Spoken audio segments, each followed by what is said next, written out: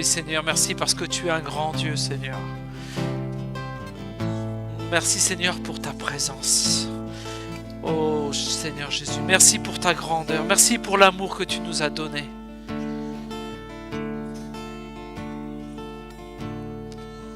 Parce que derrière ton amour, il y a le tout est possible. Merci parce qu'on peut s'approcher de toi. Parce que tu as donné ton Fils à la croix pour nous. Et que c'est la plus grande preuve d'amour que tu as pu jamais donner, Seigneur.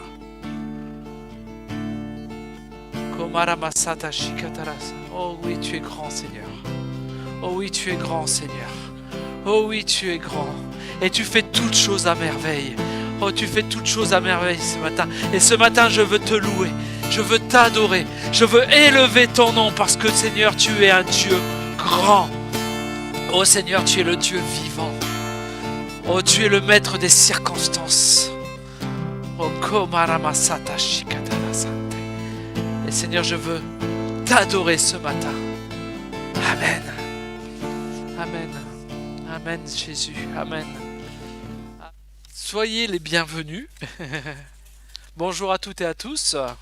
Donc moi je salue mon père spirituel, l'apôtre Christian, et c'est un grand honneur toujours de pouvoir apporter la parole. Et moi ce matin, donc le sujet de la prédication, c'est les 4 étapes du pardon. Hop là on l'a perdu derrière, c'est pas grave. Les 4 étapes du pardon. Et quand j'ai commencé à prier, j'ai dit Seigneur, qu'est-ce que je vais apporter? Quel est le message que tu veux que j'apporte ce matin? Il me dit le pardon. Et là j'ai dit non, moi je veux pas faire ça, moi Seigneur. Je veux pas parler du pardon parce que généralement quand on parle du pardon, les gens ils disent ouais, on connaît tout ça, c'est pas un petit peu le pardon. Puis après si le pasteur il est trop incisif, on lui jette des tomates. Alors c'est la saison, c'est bien, elles sont mûres, mais bon, le costume il va pas aimer quoi, ça va pas aimer du tout. Donc j'ai dit non Seigneur, je ferai pas le pardon. Et alors il m'a reparlé une deuxième fois parce que j'ai dit donne-moi un sujet et Dieu m'a dit mais je t'ai déjà parlé. Alors j'ai dit bon on va faire autre chose hein. J'étais au cinéma, j'ai regardé un film, je regarde le film et là Dieu me dit t'as vu le pardon comme c'est important? Je vais aller malin. Donc voilà. Donc je vais vous parler ce matin sur le pardon. Alors vous savez, on a un super livret. C'est même pas un livre, c'est un petit livret sur le pardon, un style de vie. Qu'a écrit l'apôtre. Alors je sais pas, ça marche pas, on s'en fiche un petit peu. Si ça marche, ça sera très bien. Si ça marche pas, c'est pas grave. Mais si vous voulez le trouver, il est au 3e étage. Il est à la librairie. Et sinon, pour les amis internet, c'est sur voilà, mais ils ont tout. Voilà, vous l'avez. Magnifique, ça fonctionne. Bravo la technique. Bravo bonjour aux internautes. Excusez-moi, je vous ai pas salué. Bonjour à toutes et à tous. Et voilà, donc il y a ce petit livret qui existe, Pardonner un style de vie. Et vous savez quoi? Il est pas cher, mais c'est celui qu'on a le moins vendu. En fait, ça n'intéresse personne. Oh, ah ça, il y en a qui disent moi je l'ai acheté. Et oui, après il faut le lire. Ah oui, on l'a lu. Mais c'est vrai que c'est le livre de tous les livres qui sont en bas, c'est le livre. Ah, c'est même pas un livre, c'est un livret quoi. Il est peu acheté, je vais pas dire pas, peu acheté. Et voilà. Et donc en fait, on s'aperçoit qu'il y a le pardon, c'est comme ça. Moi, la première fois que j'ai entendu parler du pardon, alors j'ai grandi dans l'église. Hein, je suis tombé dans la marmite quand j'étais petit. C'est selon la bonne formule, hein, côté gaulois. Et je me souviendrai toujours, il y avait un frère qui était là, il disait « Moi je pardonne, mais j'oublie pas. Je me souviens que le 8 mai 1972, un tel, il m'a fait ça, mais je lui ai pardonné. » Waouh! Et là je fais « Waouh! C'est incroyable d'avoir autant de mémoire. » Voilà. Et c'est cette image-là du pardon, et souvent on est là, je pardonne, mais j'oublie pas. Alors pardonner ne veut pas dire fréquenter, faut être clair dessus. Hein.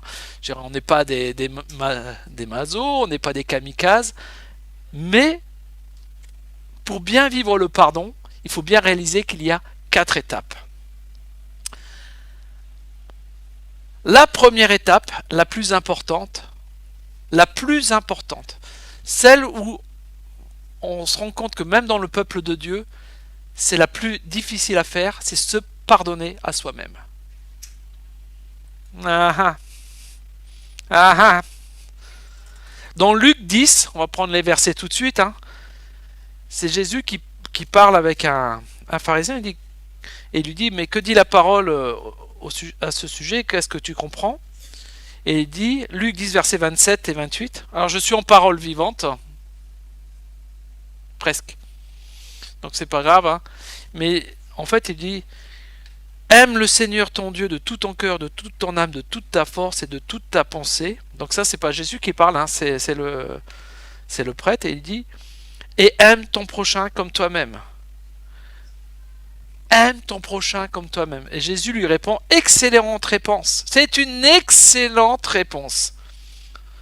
Fais cela et tu auras la vie. Aime ton prochain comme toi-même. Ça veut dire que si je veux pardonner aux autres, si je veux aimer les autres, il faut d'abord que je me pardonne moi et que je m'aime. Et souvent, très souvent, quand on parle avec des chrétiens, quand on fait du pastorat, n'est-ce pas, j'ai les pasteurs là qui tournent, que je vois, on s'aperçoit qu'il y a des choses du passé qui reviennent et qu'on continue de... Vous savez, comme les bovins là, qui sont là et qui reviennent, vous savez, ils ont plusieurs estomacs, ça revient, il y a un mot... Ça rumine, voilà, le mot ne venait pas, merci Pasteur Guy. Il rumine, et puis quand c'est bien ruminé, paf, il ravale, il remet dans l'estomac pour le ressortir un peu plus tard. Ne soyons pas des bovins. Nous sommes le troupeau du bon berger, mais ne soyons pas des bovins. Et Jésus dit, fais cela et tu auras la vie. Donc ça veut dire que la première étape, si on doit s'aimer nous, c'est pour avoir la vie.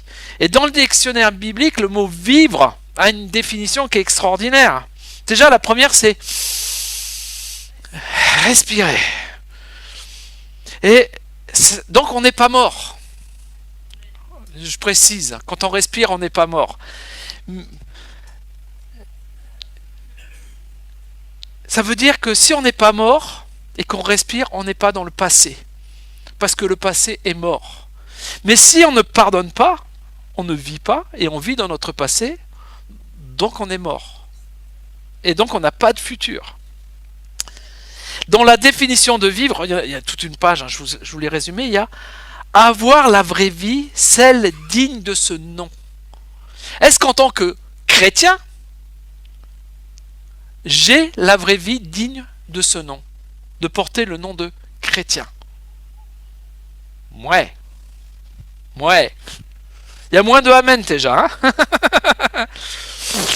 Quand on vit avec le Seigneur, la vraie vie, c'est être actif, être béni et avoir une destinée du royaume des cieux. Vous imaginez que quand je commence à m'aimer moi et me pardonner moi, je rentre dans ce domaine d'avoir une destinée. Oh, la destinée, elle est tracée. Avant notre naissance, Dieu nous a donné une destinée. Mais si je ne me pardonne pas mes erreurs du passé, je ne peux pas rentrer dans ma destinée qui est devant moi. Ne pas accepter le passé, c'est ne pas accepter le futur.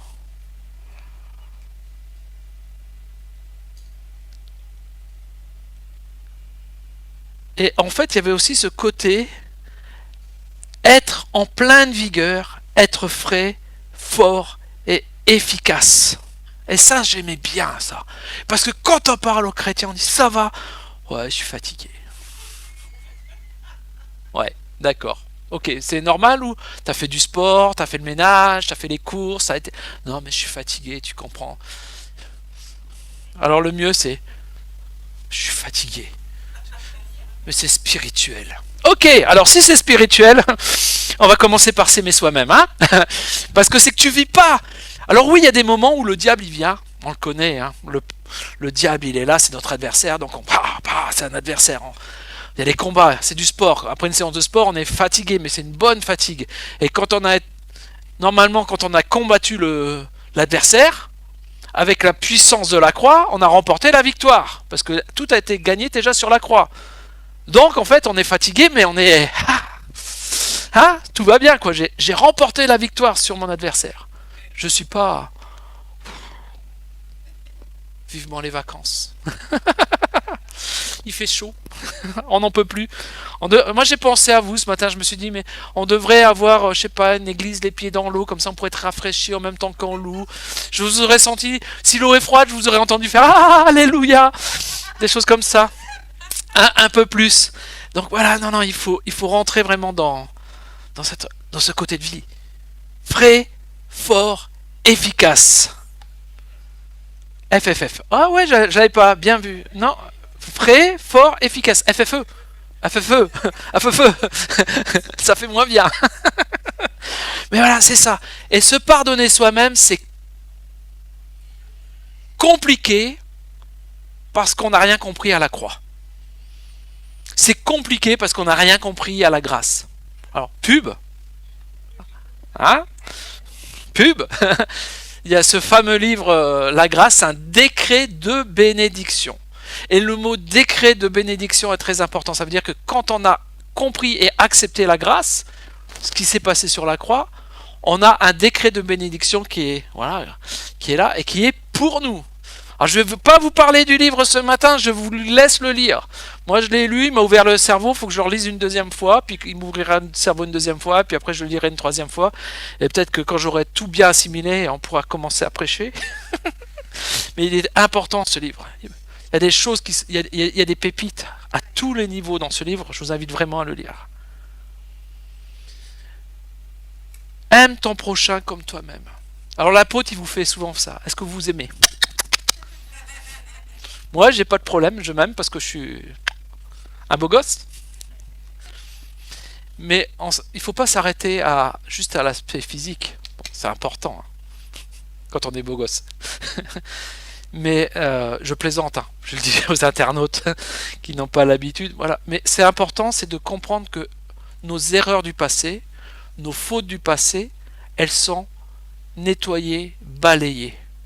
Elles n'existent plus. Elles n'existent que quand on les fait revivre. Moi, Dieu m'a donné une faculté, c'est vraiment énorme, c'est que quand je pardonne ou quand je veux oublier quelque chose, je l'oublie. Donc quand je pardonne, je sais que c'est pardonné parce que je l'ai oublié en fait. Et il y a des fois, il y a des gens qui viennent me voir, ils arrivent comme ça, et puis ils disent... Comme ça, ils disent, ah, tu te souviens ce qui s'est passé l'année dernière quand il t'a dit ça? Qu'est-ce que tu me racontes? Mais je suis sincère, je ne sais même pas de quoi tu me parles, parce que quand j'ai pardonné, j'ai oublié. Mais il y a des fois dans ma vie, parce que je suis pas parfait, hein, je suis honnête, hein, je suis là, je dis ouais, je pardonne à telle personne, pour ça, je peux même vous donner un cas concret, la personne à qui j'ai eu le plus de mal à pardonner dans ma vie, c'était mon neurologue qui me suivait en Bretagne et qui m'a fait faire des tas de tests, qui m'a torturé tout ça, avant de comprendre qu'il s'était planté quand j'avais ma tumeur dans la moelle épinière en fait. Et il m'a fait souffrir pendant 6 mois avec des infiltrations, des emplâtres, des machins. Ouais. En plein été, je pouvais même plus respirer, j'étais comme ça là. Il me dit, vous êtes un fainéant, c'est parce que vous voulez pas travailler. Bah ouais, mais ça fait mal quand même. Et cette personne, elle a failli me mettre en fauteuil roulant, et elle m'a fait souffrir énormément, et elle avait des propos très durs. C'est dur quand on vous dit, mais c'est parce que vous voulez pas aller travailler. Ben si, moi je voudrais bien aller travailler, mais à un moment, je conduisais, la jambe, elle disait non, donc on arrête de conduire, hein, parce que vous pouvez pas appuyer sur les freins. Et après l'opération, j'ai fait ce cri du cœur, et j'ai dit, ouais Seigneur, je pardonne à cet homme, tout ça. Et une fois, au cours d'un hôtel d'adoration qu'on avait en Bretagne, je suis tombé à genoux. Et là, Dieu m'a dit, mais tu lui as pas pardonné. Et c'est vrai que je me souvenais de tout. Et là, dans ma tête, j'ai dit, oui, si je me souviens, c'est que j'ai pas pardonné. J'avais pardonné du bout des lèvres, mais j'avais pas pardonné dans le cœur. Et c'est ça le pardon. Le pardon dans le cœur, c'est un pardon d'oubli. Et dans nos vies, si on se pardonne nous-mêmes, alors on peut raconter ce qu'on a fait parce qu'on a quand même une mémoire, mais on se pardonne nos péchés passés. Bon, faut pas les recommencer. Je vois les petits malins. Je pardonne, je vais oublier, donc je recommence parce que j'ai oublié, donc je sais plus que je l'avais fait. C'est pas ça que je suis en train de dire. Hein. Non, mais je préfère préciser, il y a toujours des petits malins dans le peuple de Dieu. Donc non, non, c'est important. On pardonne, et si vous voulez être sûr d'avoir compris ce que c'était que le pardon, c'est l'oubli. C'est très important. Si vous vous souvenez, comme ce cher frère dont je vous parlais tout à l'heure, de ce qui vous a été fait le 6 mai 1972, pour ceux qui étaient nés, vous avez un problème avec le pardon. Très important. Et ce qui est important aussi de bien comprendre ce qui est le contraire de la vie que Jésus nous promet, si on aime notre prochain comme on s'aime nous-mêmes, le contraire c'est la culpabilité. Si aujourd'hui j'ai de la culpabilité de ce que j'ai fait, je ne me suis pas pardonné. Si aujourd'hui je vis dans le rejet, personne n'y m'aime. Alors c'est pareil, hein, si vous ne savez pas vraiment tout ce qu'est le rejet, on a une institut biblique qui est comme ça. Je vous invite, suivez les cours et vous apprendrez ce que c'est que le rejet. Je fais de la pub ce matin. Mais voilà. Les gens ils m'aiment pas, ils voient toujours le ça sur moi, ils voient toujours. Vous savez ce que c'est que le rejet. Donc voilà, on vit dans le rejet parce qu'on ne sait pas pardonner soi-même. Ou alors on est en colère. Ça va pas. Pour un rien, ça explose. Pourquoi ? Parce que je me suis pas pardonné. La colère, moi je suis un ancien colérique. Je peux vous parler de la colère. Je peux vous parler des plombs que je pétais et comment je les pétais. Bah ! Demandez à mes enfants, je tapais comme ça sur la table, ils savaient que c'était le point à pas dépasser. Sinon après la colère, elle allait exploser. Ils le savaient, ils n'y allaient pas. J'étais un vrai colérique. Mais derrière la colère, il y a énormément de tristesse. Il y a énormément de pleurs, il y a énormément de larmes. Parce qu'on se déteste quand on se met en colère. Et j'ai pas peur du mot, je me détestais quand je me mettais en colère. Mais la colère, c'était mon quotidien. Aime ton prochain comme toi-même. Si je ne m'aime pas, si j'ai la colère, si j'ai tout ça, alors contre les uns et les autres, j'aurai de la colère. Et ça explosera sans arrêt. Donc la première étape que l'on doit avoir, c'est s'aimer soi-même. Se pardonner à soi-même. Est-ce que c'est facile ? Oui. Parce que Jésus a tout pris sur la croix. Et si je réalise l'importance de que Jésus a tout pris sur la croix, et que je donne, c'est toujours inconditionnel, ma vie à Christ, alors, il dit, tout est pardonné, tout est effacé. Ça veut dire que tout ce qui était derrière moi est effacé et pardonné. Ça s'appelle après le processus de la nouvelle naissance. Et je grandis en Christ. Si je vis dans le passé, si je vis dans les choses qui me provoquent de l'amertume de ce que j'ai fait hier, avant-hier, c'est que je n'ai pas donné totalement ma vie au Seigneur. J'ai gardé des tiroirs, des coffres, des pièces, mais ma maison ne lui appartient pas complètement. Donc c'est important. Il faut s'aimer. Et l'adversaire, son arme préférée, c'est de vous ramener votre passé au visage. Tu peux pas servir Dieu, tu as vu ce que tu fais. Quoi, tu oses le prier, mais tu as vu comment tu es. Ah, bah c'est ça. Mais c'est comme ça qu'il travaille. Mais non. Il faut réaliser que Dieu nous a pensé et créé avant même notre naissance. Avant même qu'on soit dans le sein de notre mère, Dieu nous a pensé et créé. Moi j'aime ce psaume, je crois que je vous le dirai à chaque fois peut-être. Je te loue Seigneur car je suis une créature si merveilleuse. Là je ne parle pas du beau gosse, je parle de la créature que Dieu a pensée et créée.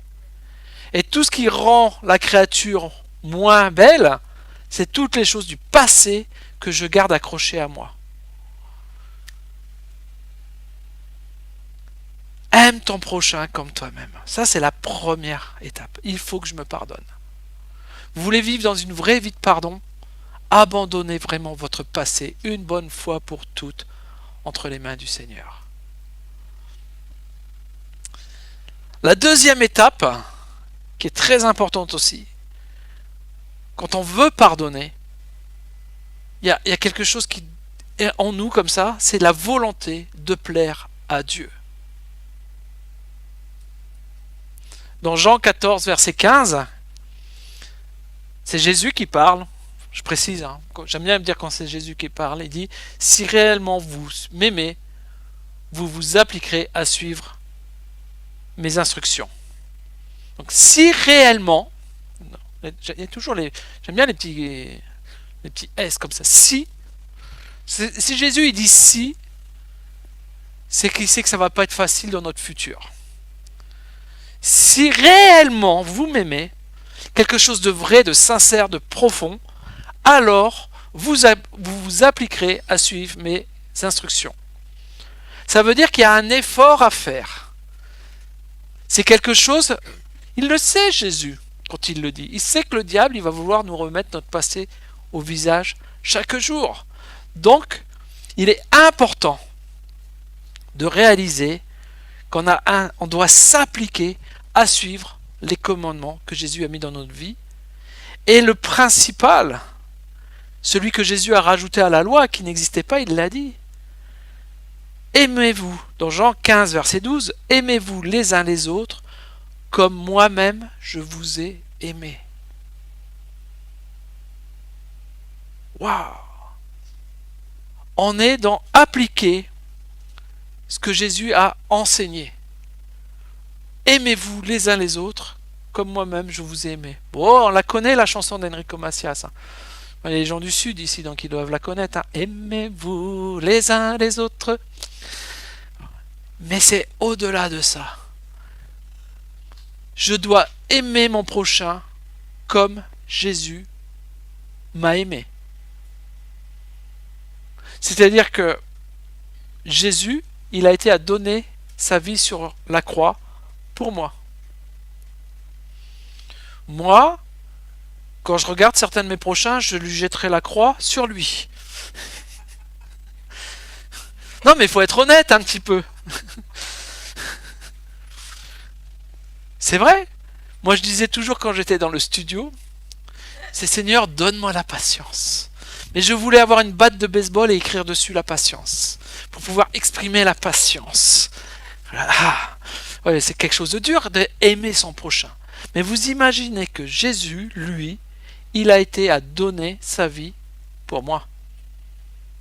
Est-ce que vous êtes capable ce matin de réaliser et de dire, mais Jésus a donné sa vie pour moi? C'est individuel. C'est pour chacun de nous que Jésus a donné sa vie. Parce qu'il nous a aimés. Et moi, si je veux plaire à Jésus, si je l'aime réellement, si je lui donne l'amour en retour qu'il m'a donné, alors je dois aimer mon prochain. Et là, dans les cerveaux, tout le monde, je vois, ça fait tchic, tchic. Oui, mais lui, non. Oh, quand même pas lui. Non. Ah, Jésus, il a dit, c'est pour tous. Il n'y a pas d'exception. Et c'est vrai qu'il y en a qui nous ont fait des crasses. Il y en a qui nous ont fait les pires crasses du monde. Je veux dire, pour ceux qui travaillent, je suis sûr que vous avez tous dans la tête un collègue de travail qui vous a pourri. Au moins un. Et ça, c'est le minimum. Et pourtant, Jésus dit, hey, aime-le. Dans les années 90, il y avait ce petit slogan qui sortait partout aux États-Unis, c'était qu'est-ce que ferait Jésus à ma place? Donc, what would Jesus do? Il y avait le WW, Jesus do, JD derrière. Ouais, moi, j'avais un grand porte-clés comme ça qui pendait le long de ma jambe avec WWJD. Tu vois. C'était bien. Mais qu'est-ce que ferait Jésus à ma place? Et quand votre collègue de travail vient vous pourrir la vie, que ferait Jésus? Ouais, je sais ce que disent les chrétiens. Il ferait comme le vendeur du temple. Il renverserait la table et il prendrait le fouet. Ouais, mais t'es pas dans le temple là. T'es pas dans le temple. Donc non, tu dois l'aimer. Jésus, quand il a eu des gens qui ont voulu le jeter de la falaise, il est passé à travers. La foule s'est écartée parce qu'il savait qui il était. Et souvent, si on subit l'autre, c'est qu'on ne sait plus qui on est nous. C'est important de bien réaliser. Le commandement, c'est vraiment d'aimer les autres, comme Jésus m'a aimé. Et là, je me dis, des fois, l'étape, elle est... Est-ce que je peux atteindre ça au cours de ma vie, de pouvoir aimer tout le monde comme Jésus m'a aimé? C'est un but, c'est un objectif parce que je veux plaire à Jésus. Puis alors, là, je parlais du travail. Mais alors, quand ça arrive dans l'église, c'est pire. Vous imaginez-vous un petit peu? Vous êtes dans l'église, et puis il y a un frère qui vous dit pas bonjour. Ah là là là.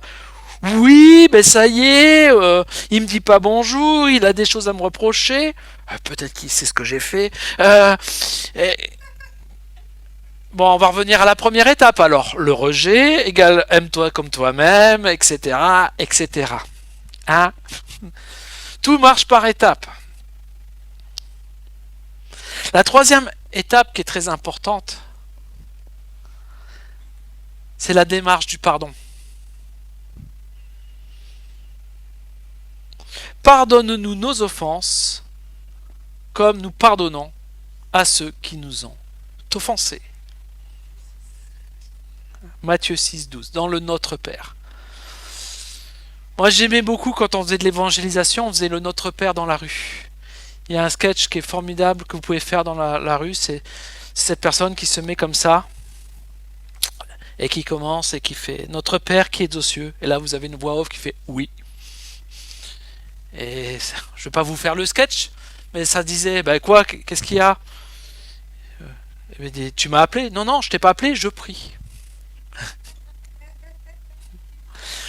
Voilà. Ah ouais, vous le connaissez pas du tout ce sketch. Oh, il est vieux ce sketch. Ah là là, vous êtes des vieux chrétiens, vous ne connaissez pas les vieux sketchs. Voilà, c'était ça. Et Dieu a interagi comme ça. Et quand on arrivait toujours à la phrase du pardonne-nous nos offenses comme nous pardonnons aussi à ceux qui nous ont offensés, généralement dans le sketch, la personne qui faisait la prière, c'est pardonne-nous nos offenses comme nous pardonnons aussi à ceux qui nous ont offensés. Et là, dans le sketch, il y avait toujours une voix qui sortait. Mais comme on faisait de l'évangélisation, au bout de 15 jours, il y avait des fois des petites choses, vous savez, qu'on avait.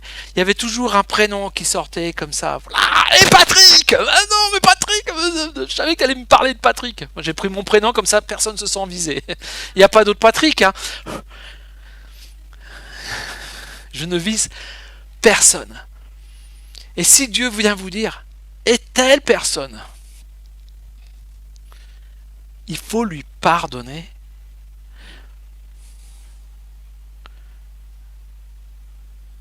Et pourquoi est-ce qu'on doit pardonner? Parce que souvent c'est facile, dis moi mais Seigneur. Moi si je pardonne pas, c'est pas grave. Je vis bien. C'est l'autre qui est pas bien. Hein? Matthieu 6,14, il y a la suite. Hein? Si vous pardonnez aux hommes leurs fautes, votre Père Céleste vous les pardonnera aussi. Oui, sinon, elles ne sont pas pardonnées. Alors, je vous fais le processus dans l'ordre parce que vous allez me dire on doit s'aimer soi-même parce que c'est pardonné, mais si on pardonne pas, c'est pas pardonné, on va pas y arriver. Voilà. J'ai parlé d'étapes. Hein, on avance par étapes. C'est comme le Tour de France. Hein, ils avancent de ville en ville, d'étape en étape. Une fois que l'étape elle est faite, et on revient pas en arrière. Première démarche, je me pardonne à moi-même. Je donne ma vie au Seigneur Jésus. Le passé est effacé. Une fois. Ça, c'est pour les Belges. Une fois. La deuxième étape, c'est je veux plaire à Dieu. Amen. Donc, je me mets à aimer les uns les autres. Je suis enseigné dans l'amour de Dieu et dans le pardon, puisque Dieu m'a pardonné une fois. La troisième étape, si je prie Dieu, c'est que je connais Dieu, c'est que je lui ai donné ma vie. Et là, c'est quelque chose, notre Père, qu'on doit vivre au quotidien, et qui dit, pardonne à ceux qui t'ont offensé. Donc ça veut dire qu'une fois que tu l'as rencontré, que ton passé a été effacé, mais comme tout à chacun, on n'est pas parfait, donc on a réaccumulé des petites choses, et qu'on va dire aller voir le Seigneur, et on va dire bah Seigneur, bah, je te demande pardon, mais que derrière j'ai pas pardonné à mes frères et sœurs, bah, le Seigneur il dira toi d'abord. Vous savez, dans les films américains, quand ils vous parlent de Dieu, ils disent toujours Seigneur, je t'aime, et la réponse est je t'ai aimé le premier. Et quand tu vas voir le Seigneur et que tu es chrétien et que tu lui dis Seigneur, pardonne-moi mes péchés, et le Seigneur il va te dire toi le premier. Tu veux être pardonné? C'est Jésus qui parle. Si vous avez des problèmes avec ce que je suis en train de vous dire, allez voir Jésus. Si vous n'avez pas son numéro, tant pis pour vous. Si vous pardonnez aux hommes leur offense, votre Père Céleste vous pardonnera aussi. Il y a un conditionnel. On veut que nos vies soient page blanche devant le Seigneur, alors il faut que nos frères et sœurs soient page blanche. Après, c'est ce que je dis, pardonner, je vous l'ai dit au départ, ne veut pas dire fréquenter. On n'est pas des masos. Quelqu'un qui vous fait du mal tous les jours, on pardonne, on ne fréquente pas. Alors il y a toujours les petits malins. Alors pour les petits malins, ça marche pas dans les couples. Je viens de l'entendre, je sais pas, comme ça, de dire ah ben alors si je pardonne à ma femme mais je la fréquente pas, donc ça veut dire que je vais pouvoir fréquenter une autre femme que je vais pardonner. Rien à voir dans le mot fréquentation, hein. C'est pour les petits malins. Donc il faut pardonner. Ça c'est la démarche du pardon. Et c'est pas facile. Honnêtement, c'est pas facile. On a tous à un moment quelqu'un qui nous a cassé les pieds et qui est revenu et qui nous a recassé les pieds et qui nous a recassé les pieds et qui nous a recassé les pieds, qui n'a jamais connu quelqu'un qui lui a cassé les pieds, jette la première pierre. On en est là, quoi. Mais on doit lui pardonner. C'est un commandement. C'est la prière du Notre Père. C'est quand les disciples ont été voir Jésus, ils lui ont dit comment on doit prier. Il leur a dit pardonne à ceux qui t'ont offensé. Tu veux être pardonné. C'est pas facile. Mais je suis clair. Il y a le verset 15 aussi. Parce que Jésus, il insiste bien. Si vous ne pardonnez pas aux hommes, votre Père ne vous pardonnera pas non plus vos offenses. Donc là, on parle aux chrétiens. Je suis bien clair, on ne parle plus à celui qui vient de donner sa vie, qui passe par les eaux du baptême, qui est nettoyé, purifié, un petit coup de Karcher, tout est propre, nickel, avec le baptême, nickel. Non, on parle aux chrétiens. Quand Jésus enseigne le Notre Père, il enseigne à ses disciples, à ceux qui le suivaient, ceux qui avaient une autre perception de Dieu. Si on ne pardonne pas aux hommes, votre Père ne vous pardonnera pas non plus. Et il y a des fois, pardonner, c'est pas facile. Parce qu'on peut se retrouver hospitalisé, on peut avoir été dépouillé, il y a des choses comme ça, on peut avoir été violé, abusé. C'est terrible. Mais une fois qu'on aura rencontré Dieu et qu'on l'a accepté comme Seigneur et Sauveur, si je dépose tout à sa croix, je lui dépose mes meurtrissures et mes blessures, et je dois pardonner. Et c'est pas facile. Et c'est pas facile. Mais Jésus l'a fait. Et alors on nous enseigne toujours. Et c'est vrai que tout ce que Jésus a fait, on le fera, et des plus grandes choses aussi. Mais Jésus nous a pardonné. Ouais, mais non, mais ça veut dire manifester la puissance. Ouais. Ça veut dire aime ton prochain comme Jésus t'a aimé. Ça veut dire pardonne à ton prochain comme Jésus t'a pardonné. Hébreux 10.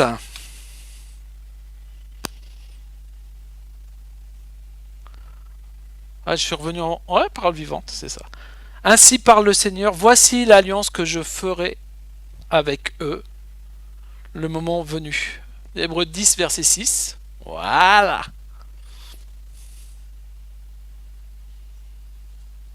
Ouais, c'est bizarre. J'ai pas tout à fait la même version, c'est pas grave. Je ferai pénétrer mes lois dans leur cœur et je graverai ma volonté dans leurs pensées. Ah, c'est 16. Excusez-moi. C'est 16, j'ai dit 6, j'ai coupé le 1. C'est pour ça que je dis c'est pas du tout ça. Hébreux 16, voici. Ainsi parle le Seigneur, voici l'alliance que je ferai avec eux. Quand le moment sera venu, je ferai pénétrer mes lois dans leur cœur et je graverai ma volonté dans leurs pensées. Ça, c'est une première chose. Et dedans, il y a le temps quand le moment sera venu. Et on sait que les temps sont proches de la fin. On sait que les temps du retour du roi des rois sont proches. Et que on est l'épouse. Hein, je parle avec des mots un petit peu évangélico, charismatico, syndiqués, comme on dit. On est l'épouse. Pour ceux qui... Voilà. Jésus vient chercher son épouse. Hein, l'époux vient chercher l'épouse. L'église, c'est l'épouse. Voilà, on est l'épouse. Ouais, super. Donc il y a un moment où on doit être là. Mais l'épouse, elle doit être prête. Elle est apprêtée. Je ne sais pas si vous avez déjà vu des mariés le jour de leur mariage, généralement juste avant le mariage, parce que des fois à la fin du mariage on oublie un petit peu, mais avant qu'elle rencontre l'époux, qu'ils se croisent, elle est apprêtée, elle est belle, elle est maquillée, elle a une robe resplendissante, elle a des chevelures, tout, les ongles et tout. Une mariée est toujours belle. Mais si on ne pardonne pas, eh bien on est taché. Donc on est dans les temps, là, où Dieu est en train de faire pénétrer ses lois dans notre cœur, et que notre pensée, ces lois sont gravées. Quand je dis loi, je ne parle pas de la loi de l'Ancien Testament. Je parle des commandements que Dieu nous a donnés, comme aimez-vous les uns les autres.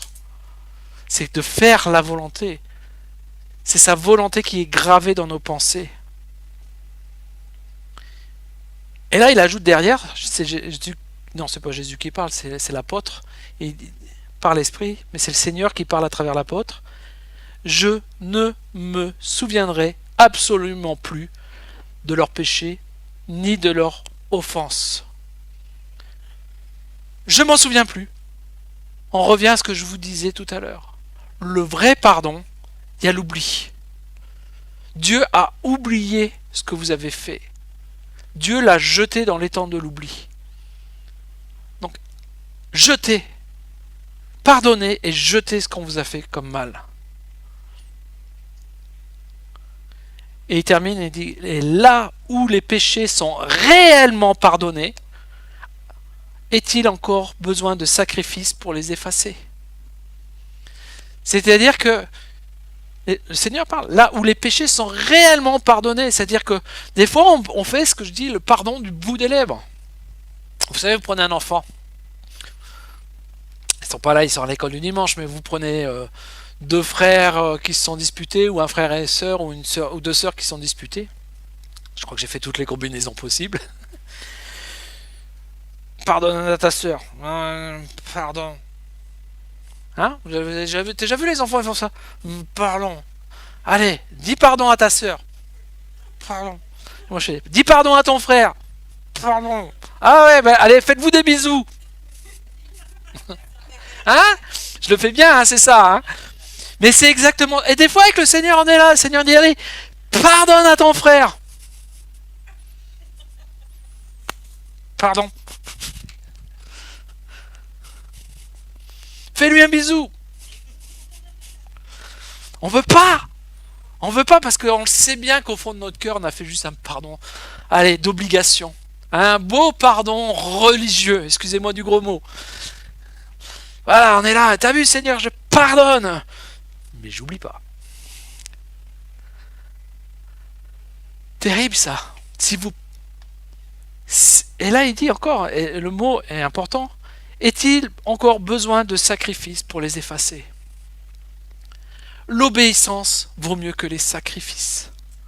Et des fois on est là et on se dit, Seigneur, je comprends pas, je suis fatigué. Oh tiens, j'en reviens à l'étape 1 du vivre, qui n'est pas, on n'a pas tous les éléments du vivre que Dieu nous veut.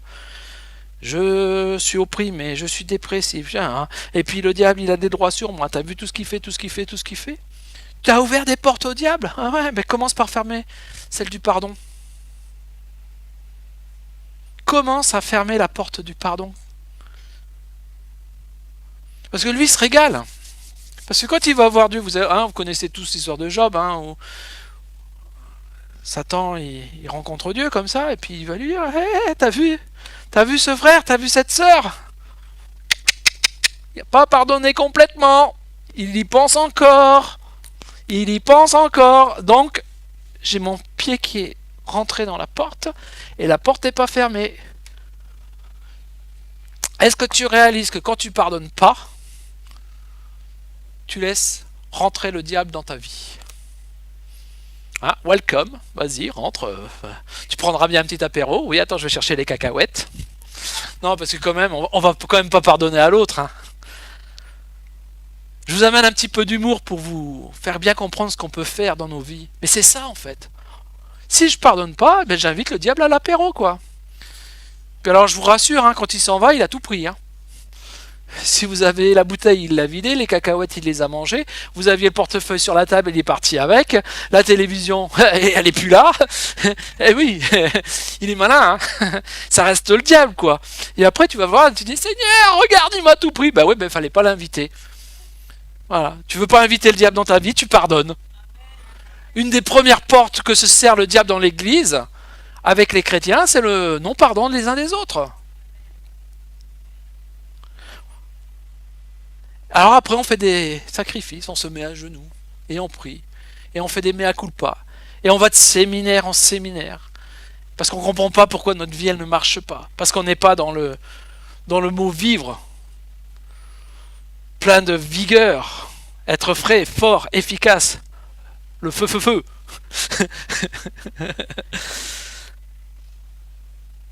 Parce que si je ne vis pas mon présent avec le pardon, je ne peux pas rentrer dans le futur que Dieu a prévu pour moi.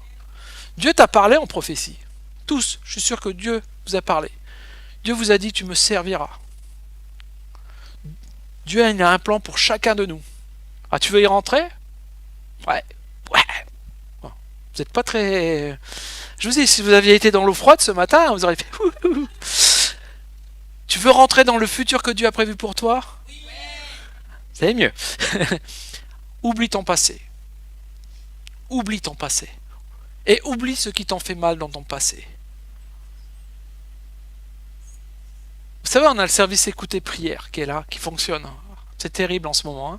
Pour ceux qui sont au téléphone, ça n'arrête pas, et gloire à Dieu. Mais c'est des chrétiens que l'on a. Ne vous inquiétez pas, ceux qui appellent, je ne divulgue aucun secret de ce que vous nous confiez. Mais généralement, souvent ce qui revient, c'est les choses du passé. Et dans le passé, on m'a fait ci, et dans le passé, on m'a fait ça, on m'a fait ci, on m'a fait ça, et nanana. Bah ouais, mais c'est le passé, quoi. Si t'es chrétien, le passé est passé, le passé est mort. Le passé est mort. Dites après moi, le passé est mort. Amen. C'est bien. C'est bien. Là, on progresse. Là. Mais il faut bien réaliser que tout ce qu'on nous a fait dans le passé n'existe plus. Alors, je peux même... Moi, je parle bien du sport. Vous savez, j'aime bien parler du sport. Mais quand je faisais du sport, je pesais moins lourd. Et j'avais un meilleur corps quand je faisais plus de sport. Mais ça, c'est dans le passé. Si vous voyez l'image. C'est un peu mort en ce moment. On est moins frais, on est moins sportif, moins endurant, on a plus de poids, on a plus de surface à aimer. C'est ce qu'on dit dans ces cas-là. Mais le corps, quand on se forme, quand on est athlète, quand on arrête le sport, il se déforme. Mais le corps d'athlète, c'était le passé. Les tablettes de chocolat, c'était le passé. Maintenant, c'est un pot de Nutella. Voilà. Pâte à tartiner pour les marques. Tout chocolat. Ouais. Milky Way et compagnie. Je dois sortir un troisième. Galact. Voilà, ça y est, j'ai sorti 3 marques. C'est important. Mais voilà, c'est ça. Je vous donne des métaphores pour que vous compreniez bien, mais c'est important. Et la 4e étape qui est très importante, qui est l'étape ultime, ça, si vous regardez le Tour de France, un peu quand vous arrivez sur les Champs-Élysées, pardonner, c'est un style de vie. Bien, j'avais pas vu. Ils sont forts. Ils sont forts à la technique, hein. Le pardon, c'est un style de vie. Galates 5, 22. Vous connaissez ça. Vous l'avez sûrement lu, étudié, en long, en large et en travers. Alors c'est le fruit de l'esprit.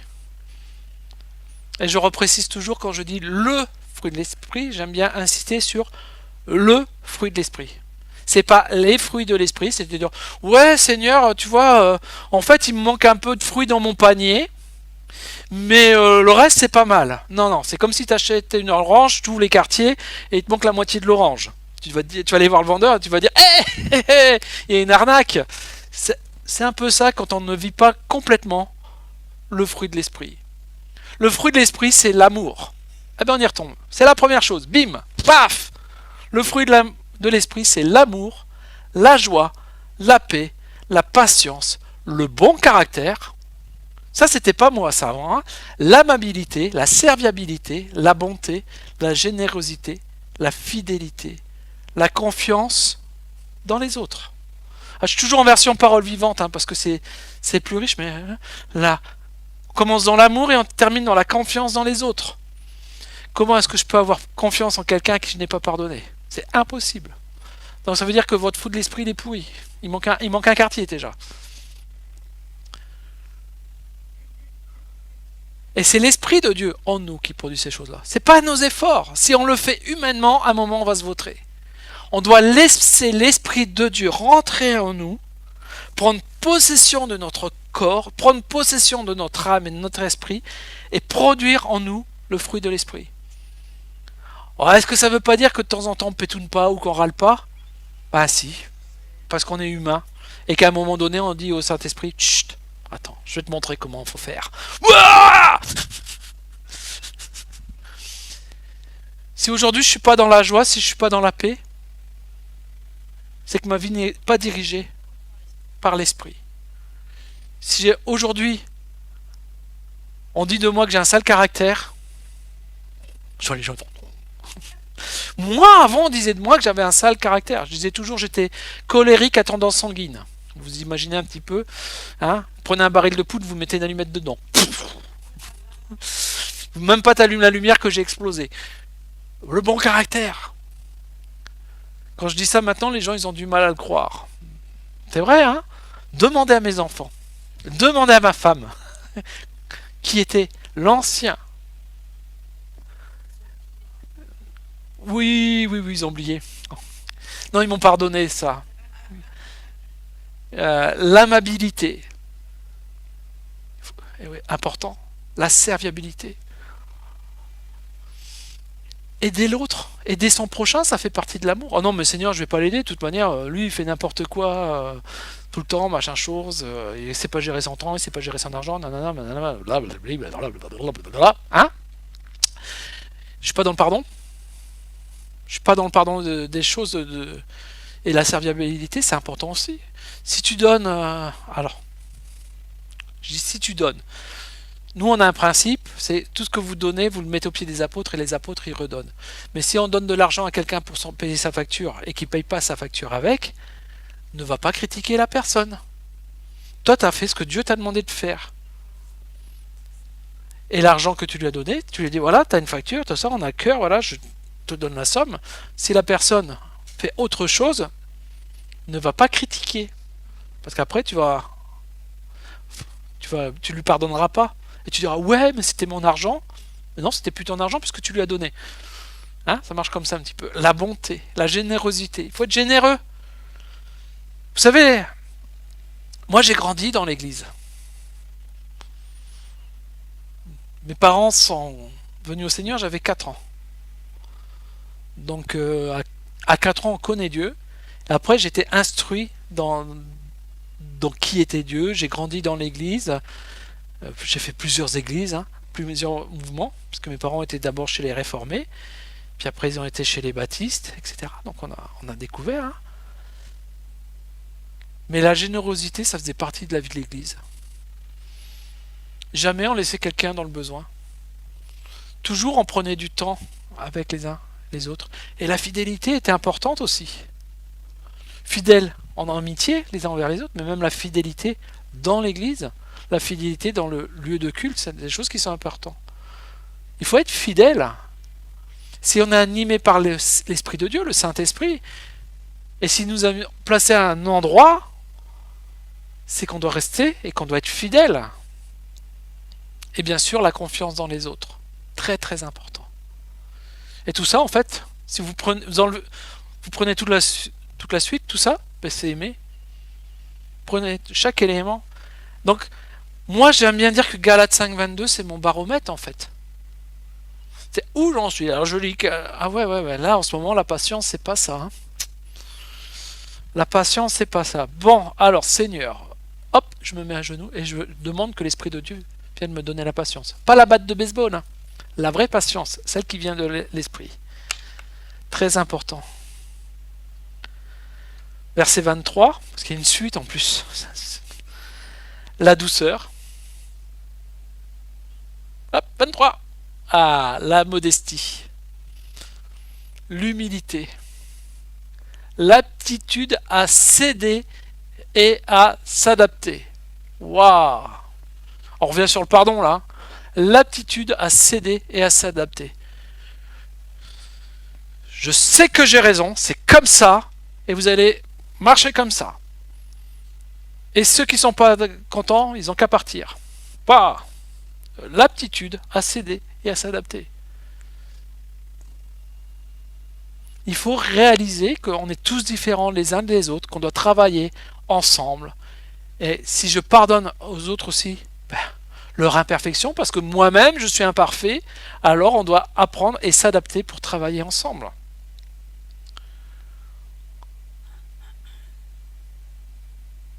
On peut prendre plusieurs points. La tempérance, important, chasteté, maîtrise de soi. Ça, je le prends.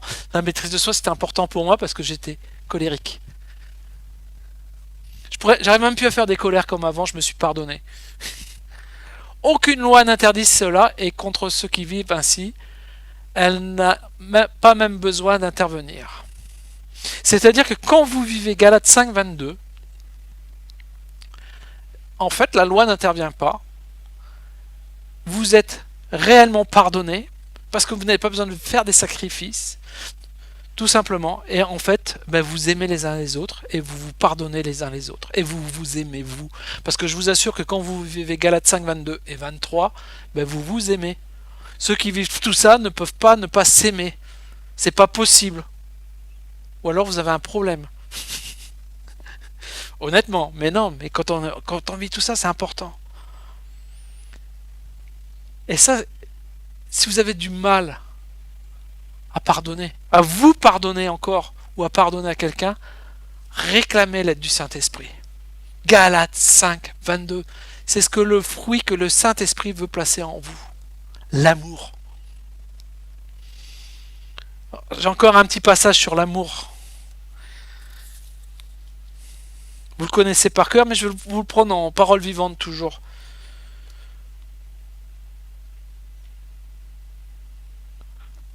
« 1 Corinthiens 13. J'ai cru que ça allait sursurer, je m'attendais que tu me dises, ça va être 1 Corinthiens 13. Psst, ça va être 1 Corinthiens 13. Voilà. Si je savais parler toutes les langues des hommes et même celles des anges, mais que je n'ai pas l'amour, je serais rien de plus qu'une trompette claironnante et une cymbale bruyante. Autrement dit, si tu n'as pas l'amour, tu souffles dans un violon. Vous connaissez cette expression? C'est exactement ça. Tu sers à rien. Si je n'ai pas l'amour, j'ai beau être le plus inspiré des porte-paroles de Dieu, connaître tous les secrets de son plan et être versé dans toutes les sciences, je peux même avoir une foi absolue au point de transporter des montagnes. Sans amour, je ne suis rien. N'oublions pas que l'amour est le chemin qui amène au don. C'est le chemin par excellence qui amène au don. C'est-à-dire que si tu n'aimes pas, même ça, tu n'arriveras pas à le faire. Et si vous voyez des gens qui font ça et qui n'aiment pas, c'est qu'ils ne sont pas inspirés par le Saint-Esprit. Quand je me dépouillerai de tous mes biens, pour la nourriture des affamés, quand je distribuerai en aumône tout ce que je possède, quand même je me ferai brûler pour mes convictions. Si je n'ai pas d'amour, cela ne me sert à rien. On n'est pas racheté par nos actes. C'est l'amour qui nous a rachetés. Celui qui aime est patient. Ah ouais, là, ça fait la grosse tartine. Celui qui aime est patient. C'est quand je pardonne à l'autre, quand je vis dans le pardon, le pardon est mon style de vie, alors je suis patient, les uns envers les autres. Il sait attendre, son cœur est largement ouvert aux autres, il est serviable, plein de bonté et de bienveillance. Il cherche à être constructif et se plaît à faire du bien aux autres. Si on cherche à être constructif et on veut faire du bien aux autres, on doit leur pardonner. C'est important. L'amour vrai n'est pas possessif, il ne cherche pas à accaparer, il est libre de toute envie, il ne connaît pas la jalousie. Pour ceux qui sont dans le rejet. Petite parenthèse. Lorsqu'on aime, on ne cherche pas à se faire valoir. Et souvent, on ne pardonne pas parce qu'on veut faire valoir notre juste droit. Je sais que j'ai raison, je ne vois pas pourquoi je demanderai pardon. Je sais que j'ai raison, je n'ai rien à pardonner. C'est les autres qui m'ont blessé. Hey, c'est pas l'amour, ça. C'est pas l'amour, ça. On n'agit pas de manière présomptueuse. Celui qui se rengorge, s'étale et s'enfle d'orgueil n'est pas inspiré par amour. Aimer, c'est aussi se conduire avec droiture et tact. J'aime bien le suivant. L'amour prend des égards et évite de blesser ou de scandaliser. Quand j'aime mon prochain, je vais éviter de le blesser ou de le scandaliser. On est au-delà même du pardon. Mais vous savez que des fois on dit ouais mais scandaliser, comment est-ce que scandaliser? C'est facile. Je vais raconter quelque chose que quelqu'un a fait, que je suis même pas sûr qu'il l'ait fait, à quelqu'un qui en avait rien à foutre et que ça n'intéressait pas. J'ai dit un gros mot, excusez-moi. Il est parti tout seul. Mais qui n'avait rien à faire et que ça n'intéressait pas. Et j'ai discrédité quelqu'un et je deviens l'objet de scandale dans la vie de quelqu'un auprès d'une autre personne. C'est ça, scandaliser. Attention à nos langues, attention à ce que l'on raconte. Vous savez, quand on vient me parler de quelqu'un, normalement il y a un filtre qui doit apparaître. C'est déjà, est-ce que ce que tu vas me dire sur la personne c'est vrai? Ou est-ce que déjà tu as entendu dire que, tu as entendu dire que tu as entendu dire que? Ok.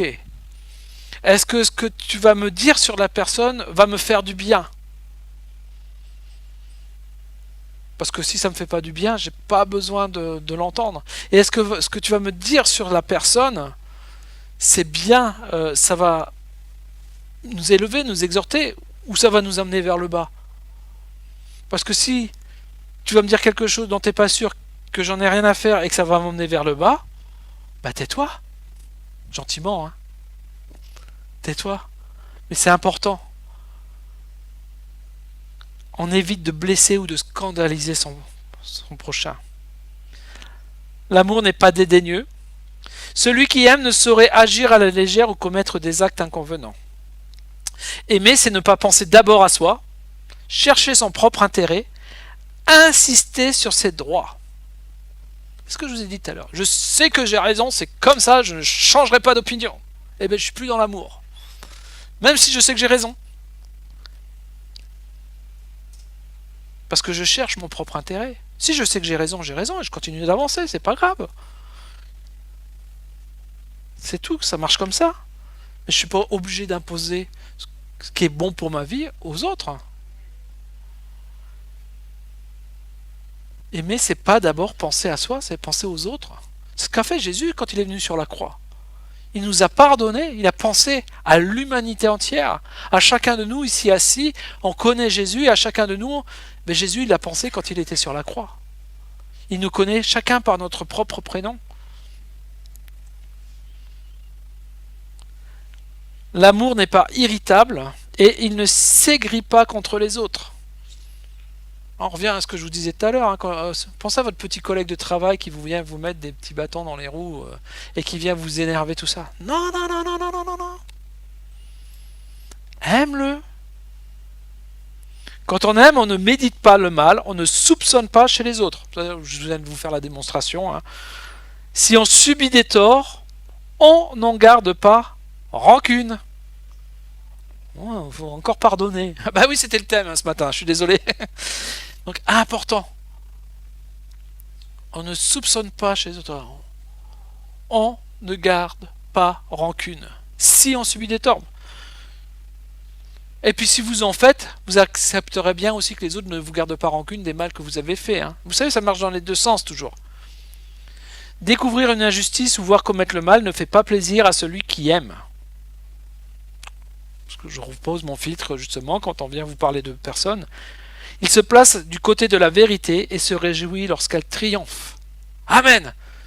Seigneur, je sais, voilà, la situation est là. Psst, je fais taire les langues. Tu es le Dieu de vérité. Et quand la vérité éclate, merci Seigneur, c'est Dieu qui a agi. Pourquoi est-ce que je vais me battre à la place de Dieu?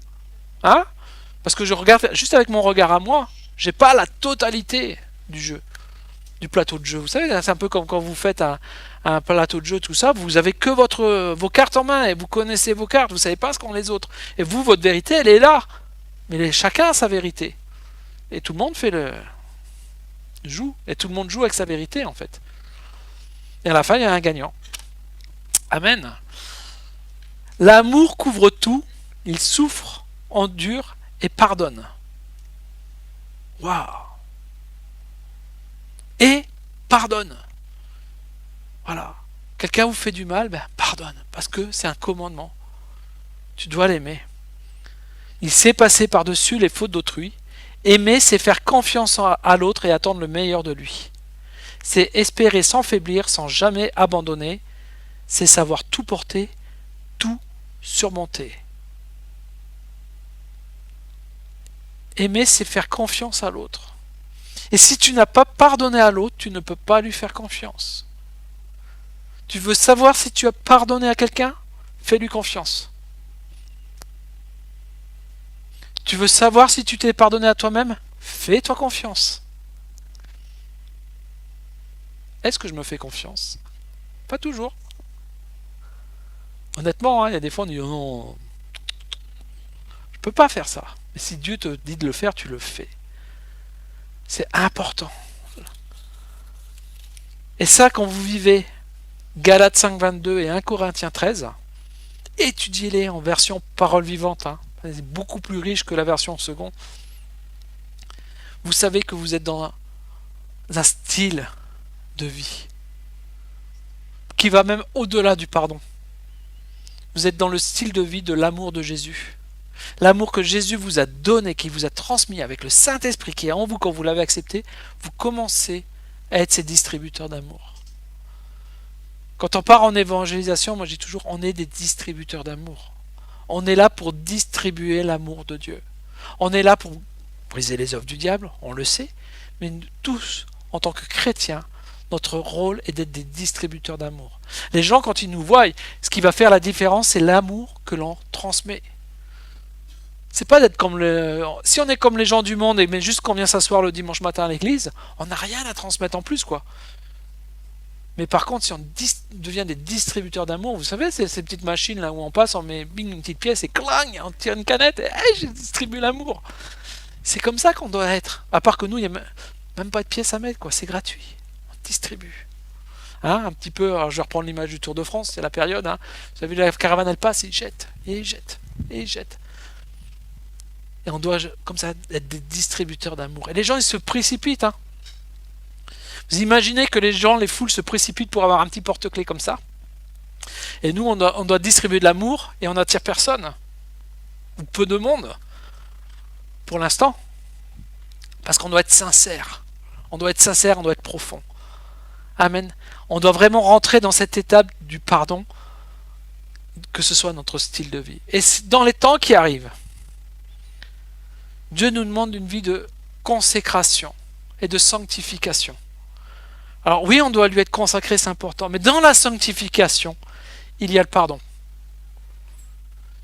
Si je veux être sanctifié, il faut que je pardonne. Sinon, je garde des clous à ma porte. C'est une histoire qui m'avait marqué quand j'étais tout petit. Et je terminerai avec cette petite histoire. Hein.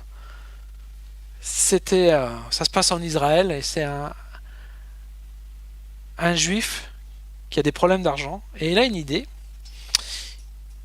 Il dit je vais vendre ma maison à un prix en dessous du marché, mais qui va permettre de payer mes dettes, mais je ne vais garder qu'un clou sur la porte.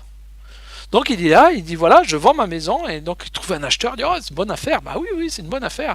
De ça, il dit voilà, il dit toute la maison est à toi, mais la seule chose qui reste encore à moi, si tu es d'accord, c'est ce clou à la porte. Vous voyez à l'extérieur de la porte comme ça. Bon le gars, il clou sur la porte, bah si tu veux, tu gardes le clou sur la porte. Donc il débarrasse la maison. Nouveau propriétaire, belle maison, tout ça. Puis un matin, on se réveille. Ah, ça sent bizarre. Et là, il voit il ouvre la porte et sur le clou qui est sur la porte, il y a du poisson qui sèche. Et là, vous vous dites, ah, c'est pas possible. Bah, qu'est-ce que ça fait? Bah, le clou m'appartient, oui. Eh ben, j'étais à la pêche, je fais sécher le poisson. Mais ça pue. Ah oui, mais on a un contrat. Le clou est à moi, je peux faire ce que je veux. Oui, alors, je mets le poisson. Et puis 2 jours après, il y a du gibier. Et puis de nouveau du poisson. Et des choses qui puent comme ça. Et vous savez quoi? Il lui a rendu sa maison. Parce qu'il ne pouvait plus vivre dans la maison. Le non-pardon dans nos vies, c'est exactement ça. Si je ne pardonne pas, je laisse un clou accroché à ma porte et je dis au diable, ah, vas-y, accroche ce que tu veux dessus. Et après on va dire, oh, ça pue chez moi. C'est exactement ça.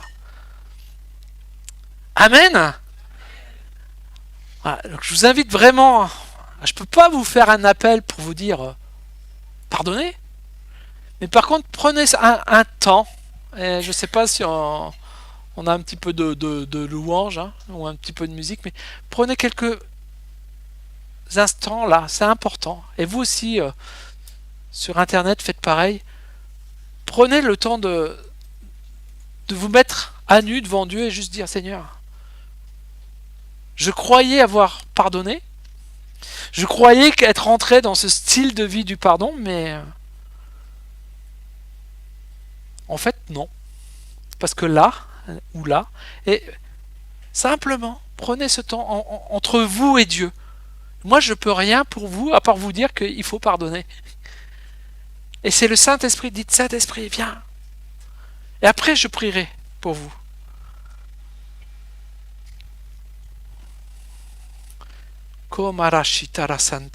Prenez, fermez les yeux.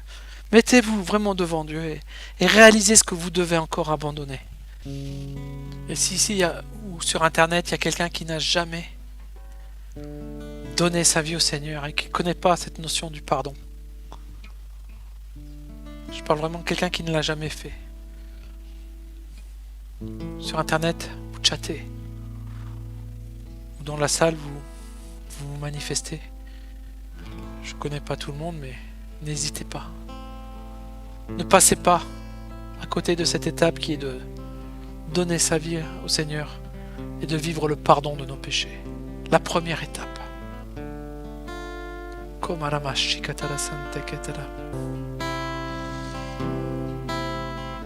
Seigneur, tu vois, on avance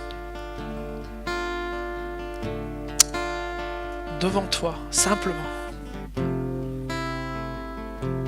Et Seigneur, la première chose que je veux faire, c'est te demander pardon pour le non-pardon, Seigneur. Seigneur, si je suis aigri envers certains, Seigneur, je te demande pardon. Seigneur, je veux vivre ton amour, Seigneur, au plus profond de mes entrailles.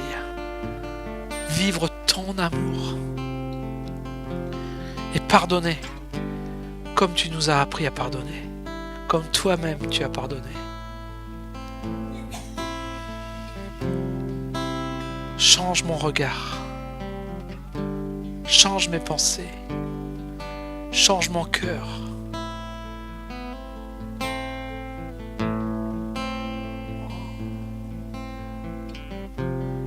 Oh oui, le pardon libère. Il y a une puissance derrière le pardon qui est la libération. Il y a une puissance de délivrance derrière le mot pardon.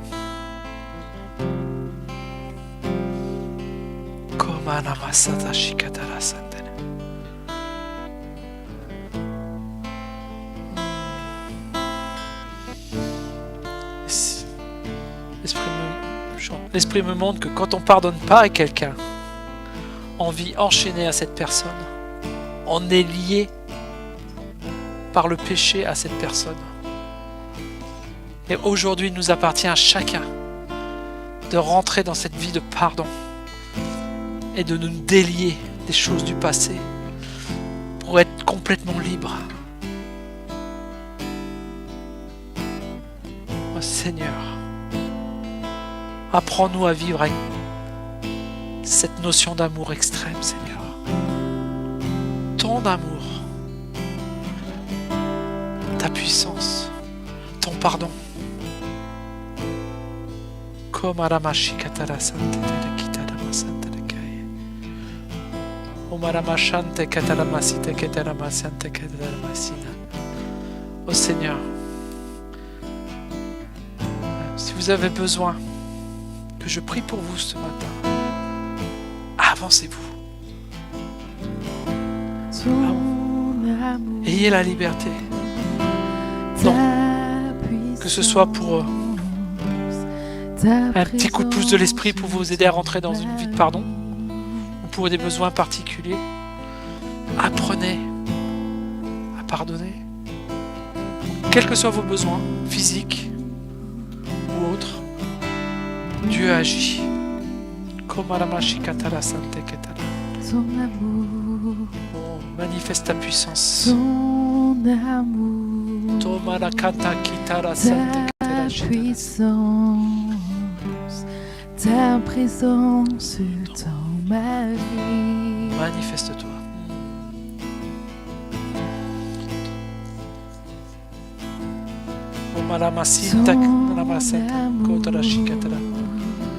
Amen, Seigneur.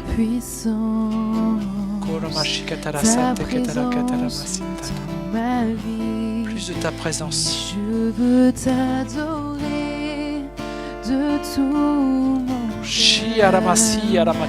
Je veux t'adorer Sayara Shante Sayana Fan.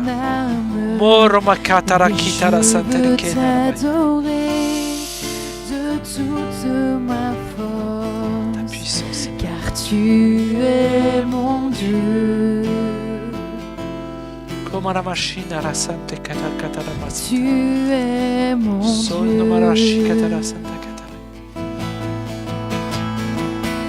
Je veux t'adorer de tout mon cœur. Amen. Et je veux t'adorer. Seigneur, je te prie pour l'amélioration, de Seigneur. toute mon Comme la âme. machine à la Sante. Et je veux t'adorer. Que ce qui empêche cette guérison maintenant du bras, lâche maintenant de son corps. Comme la machine Katara Sante. Tu es mon Dieu. J'appelle la guérison, j'appelle la libération. Tu La libération dans les es mon pensées. Dieu. Maintenant.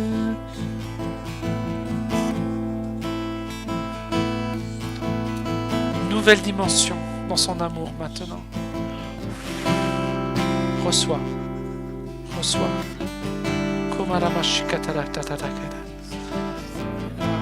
Tu viendras me voir après pour le bras. Mais tu vas être surpris que déjà te voir que la douleur elle va partir. C'est parti? Ah mais il va partir. Ça va partir. Amen Seigneur. Shema Katalasa. Tu as mal à la cuisse. D'accord, il y a quelque chose que tu peux pas faire? D'accord, et tu boites. Amen, Jésus. Komarama Shikatara Santa. Donne-moi ta main. Somarama Shikatara Santa Ketarama Santa Makara. Seigneur. je refuse la douleur dans le corps de Sibtou maintenant. Et j'appelle, Seigneur, à manifester ta puissance et ta grandeur dans son corps. J'appelle la guérison. Et Sibtou, je te guéris au nom de Jésus maintenant. Que les muscles retrouvent leur souplesse, que les tendons retrouvent leur souplesse. Et je chasse toute douleur de ton corps maintenant. Vas-y, bouge tout doucement ta jambe qui te fait mal, qui te faisait mal. Tu vois, je rectifie moi-même. Toujours un peu. Ah, Seigneur, j'appelle la guérison totale maintenant. Agis puissamment.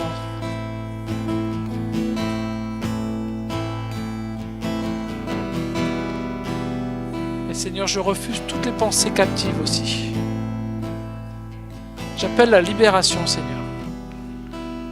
Que ce qui provoque cette douleur maintenant soit chassé. Pleine liberté. Une totale liberté. Reçois maintenant. Abandonne toute chose au Seigneur. Abandonne. Sois libéré maintenant des choses du passé. Complètement.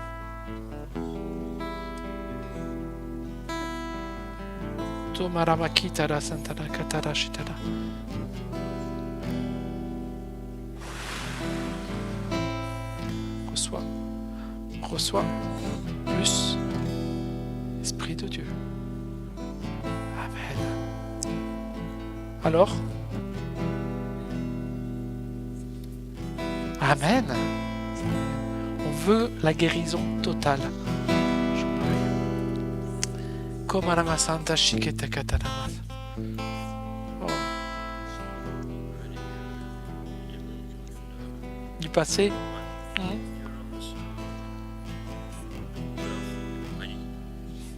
Amen.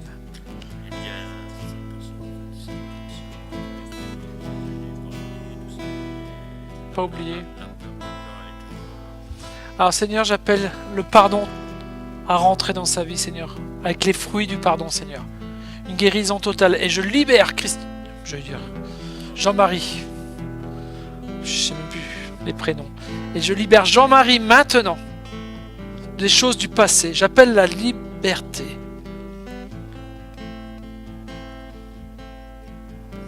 Que l'amertume des choses du passé soit détruite maintenant, pleinement et complètement. Manifeste ta gloire, Seigneur. Liberté. Liberté. Liberté. Reçois la liberté. Accepte d'abandonner le passé. Accepte d'abandonner les pensées du passé. Rentre dans ton futur. Ne pense plus comme avant maintenant. Reçois, reçois, reçois, reçois plus, plus. Manifeste ta gloire, Seigneur. Au nom de Jésus. Le passé est mort, Jean-Marie.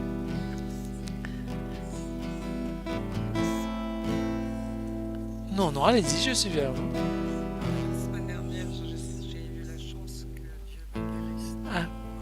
Amen. Par contre, ça fait que tous les muscles font mal. Donc il n'y a plus d'arthrose, mais les muscles font mal. Amen.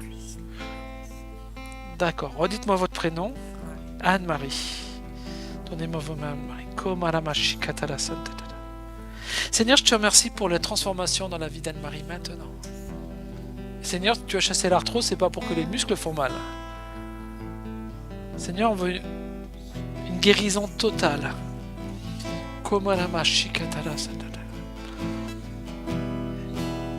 Il y a des douleurs qui viennent des choses du passé.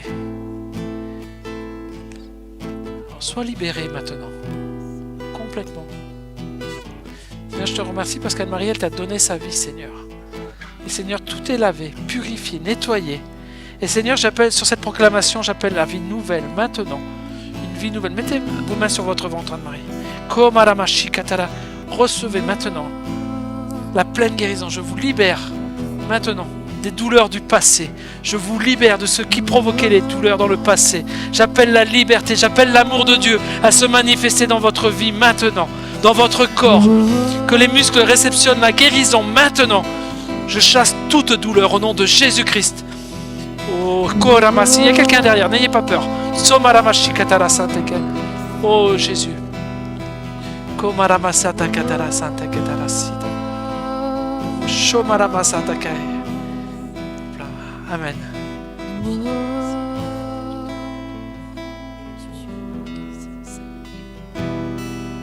À faire les papiers?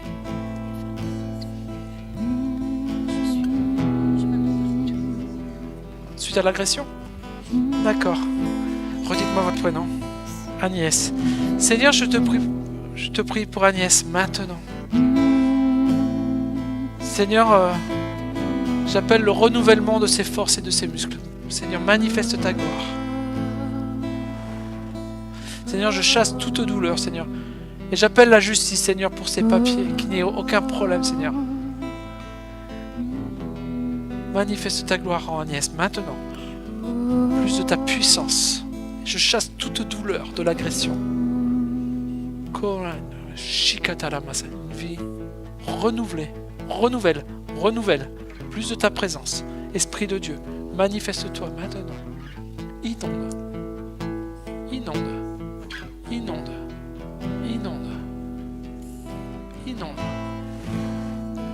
Plus de toi, Seigneur.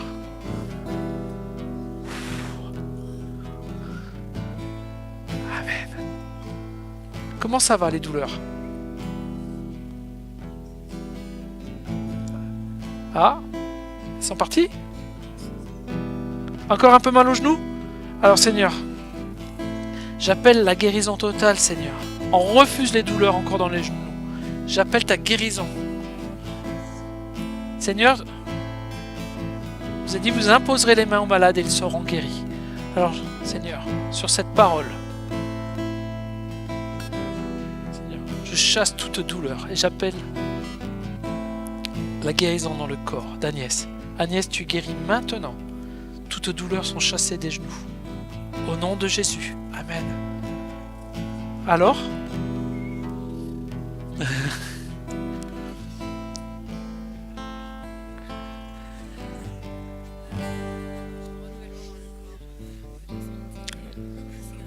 XYZ, Seigneur.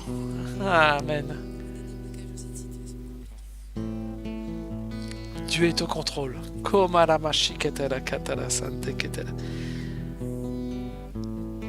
Renouvellement, Seigneur. Une régénération du corps. J'appelle. Mets tes mains sur ton ventre, s'il te plaît. Saint-Esprit, prends toute la place. Saint-Esprit, prends toute la place maintenant. Vent de l'Esprit. Le feu de l'Esprit maintenant descend sur toi. Plus de ta présence.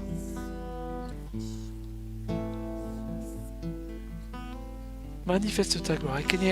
Seigneur, que les pensées tourmentées soient chassées maintenant. Seigneur, que ce 1 Corinthiens 13, Seigneur, brûle en elle. Et Seigneur, j'appelle la manifestation du fruit de l'Esprit dans sa vie maintenant. Maintenant.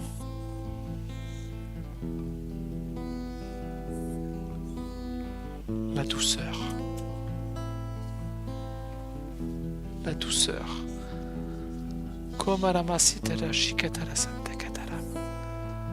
Fais grandir la douceur, Seigneur.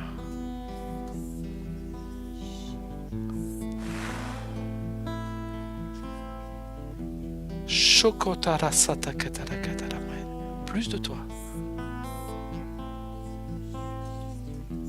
Amen. Amen.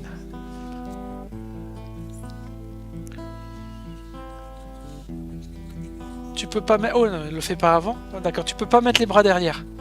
D'accord. Bon, tu me diras qui met ses bras derrière. On n'a pas besoin de mettre les bras derrière. Ah, c'est pour attacher le tablier. Ok.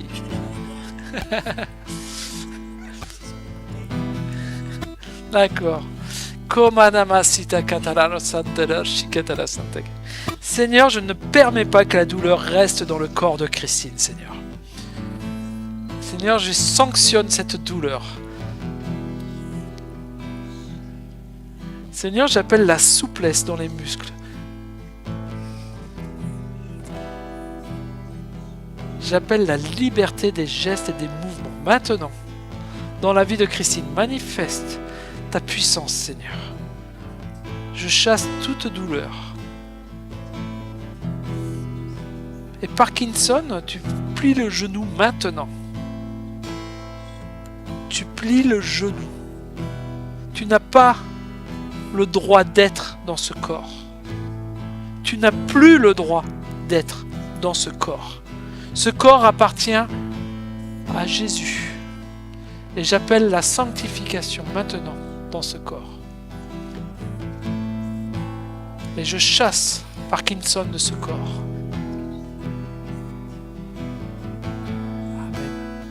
Amen. Vas-y. Mets tes mains derrière ton dos. Le droit ne veut pas, mais le gauche, oui. Amen. Alors le droit, c'est celui-là. Il fait mal là.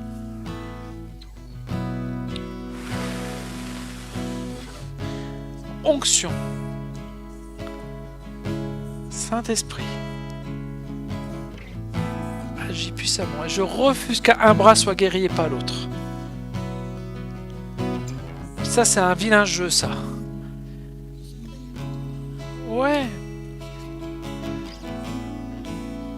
Seigneur, je refuse la douleur maintenant. Vas-y, mets ton bras derrière. Si ça fait mal, tu le fais pas. Hein. Encore un peu, mais c'est mieux, hein, ça a été plus loin. Hein. Alors Seigneur, tu as commencé à agir. J'appelle la complète guérison maintenant dans le corps de Christine. Reçois la guérison. Vas-y. Attache ton tablier. Alors, amen. Encore un peu de douleur, mais Seigneur, il va agir. Le but c'était d'attacher le tablier. Hein. Seigneur, manifeste ta puissance et ta grandeur dans le corps de Christine. Et je chasse cette douleur maintenant. Et elle sort du corps de Christine. Régénère, Seigneur.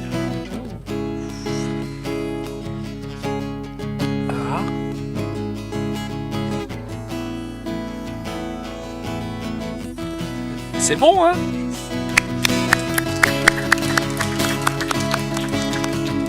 On n'accepte pas le statut de douleur. On ne veut pas. Moi, je veux pas que quelqu'un revienne avec une douleur et reparte avec une douleur. Amen.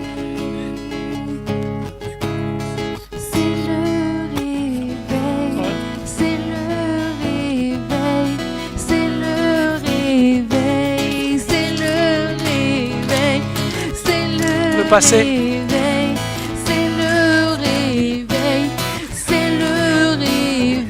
Amen. Seigneur, je chasse tout esprit de crainte maintenant, Seigneur. Je chasse tout ce qui retient Émile dans le prisonnier du passé. Seigneur, tu l'as pardonné. Alors Seigneur, qui rentre dans cette vie de pardon aussi. Reçois ton pardon.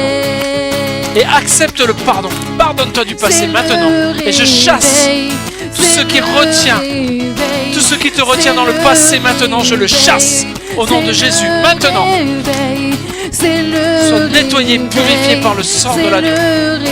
Maintenant, reçois. Je le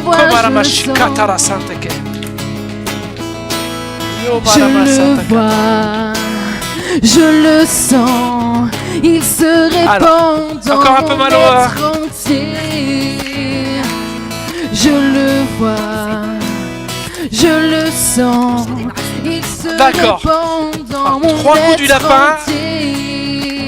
Alors on va faire un coup de l'esprit là. Hein. C'est mieux que le coup du lapin.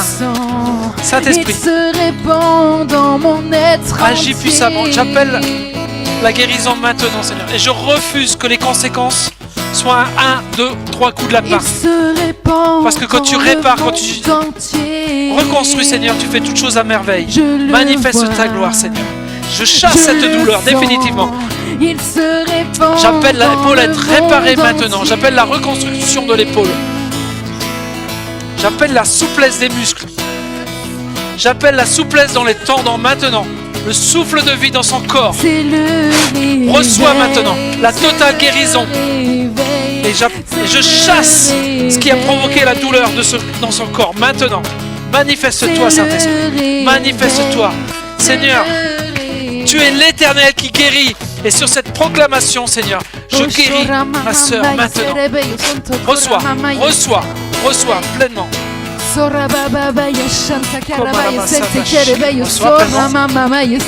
Pleinement. Ah. Alors. Très bien. Alors, regarde-moi. Bouge-toi. Bouge. Regarde-moi. Bouge. Petite douleur encore. Regarde-moi. Regarde-moi. Ne cherche pas la douleur. Bouge. Elle est encore là. Regarde-moi. Sois guéri maintenant. Vas-y, vas-y, vas-y, vas-y, vas-y. Si ça fait mal, tu le dis.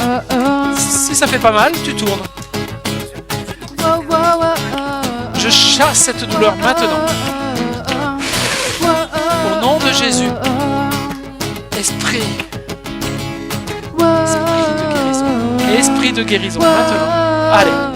Je chasse cette douleur maintenant. Je chasse cette douleur maintenant. Elle n'a pas lieu d'être. Elle n'a pas lieu d'être. Elle est comme un marchepied au pied du trône de Jésus. Là où il a pris tout ce qu'il a traîné derrière son char. Et il a dit, je m'en servirai comme marchepied. Alors cette douleur, c'est le marchepied. C'est traîné derrière le char de Jésus. C'est pris à la croix. Maintenant. Hein? Bouge.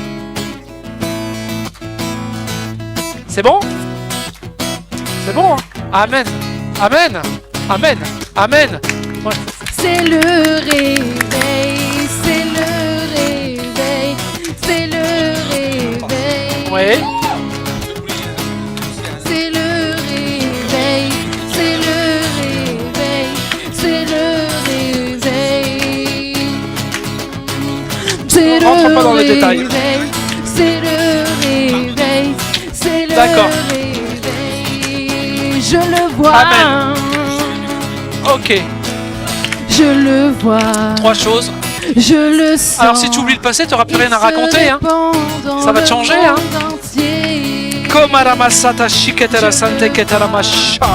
Seigneur, tu vois la prière de mon frère, Seigneur. La prière de François, Seigneur. Il veut oublier le passé, Seigneur. Tourne tes mains. Le passé est derrière. Le passé est derrière. Je chasse toute chose de passé. Je t'appelle à la liberté du passé. Et Seigneur, tu vois ce sentiment de non-pardon par rapport à une sœur, Seigneur.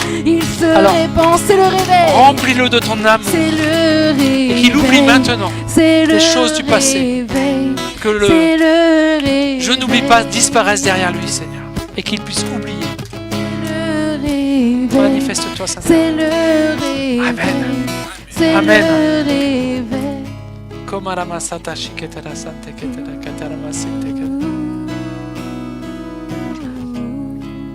Et surtout que nul ne se prive de la Sainte Seine.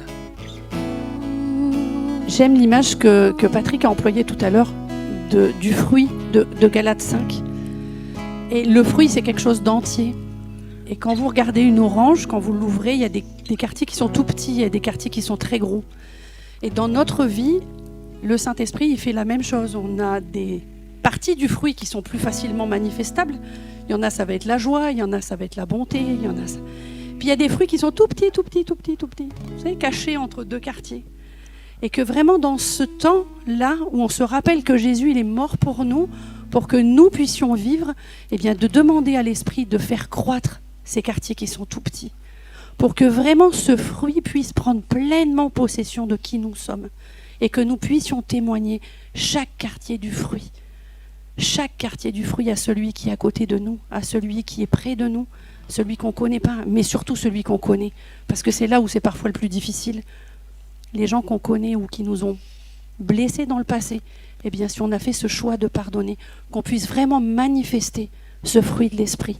Et vraiment, en prenant ce pain et ce vin, rappelez-vous que Jésus, il est mort à la croix pour que nous puissions porter ce fruit de l'esprit. Il a semé ce fruit en nous. Et un fruit, quand on le sème, il donne du fruit. Amen. Sinon, ça n'a pas de sens. Si on met une graine dans la terre et on attend qu'elle donne un fruit, sinon, ça ne sert à rien. Eh bien, le Saint-Esprit a planté tout ça en vous. Laissons-le grandir. Et en moi, laissons-le grandir pour être des témoins efficaces de son amour.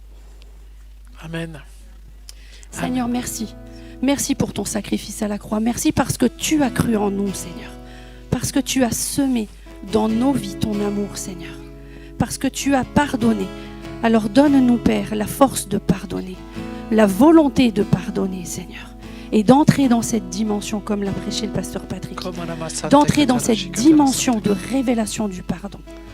Que nous puissions prendre cet engagement aujourd'hui, de nous mettre face à toi, face à ton esprit. Révèle-nous, Père, ce que nous avons encore à travailler en nous, Seigneur. Merci pour ton sacrifice, Seigneur. Excellent. Amen. Gloire à toi, Seigneur. Amen. Vous savez, je viens de recevoir un message du pasteur Romaric, et bonjour au pasteur Romaric. Et juste pour me dire qu'il prêche lui aussi cet après-midi sur le pardon. Le chemin du pardon, c'est le thème de sa prédication cet après-midi. Donc, ceux qui sont par internet, qui ne sont pas venus ce matin, vous pouvez venir cet après-midi si vous n'avez pas compris, s'il y a encore des choses que vous devez prendre. Et l'Esprit de Dieu est en train de parler à son peuple. On est dans un temps où on doit pardonner. Parce que Jésus nous a pardonné. Et quand on prend son corps, quand on boit la coupe qui représente son sang, on pense à son pardon. Amen.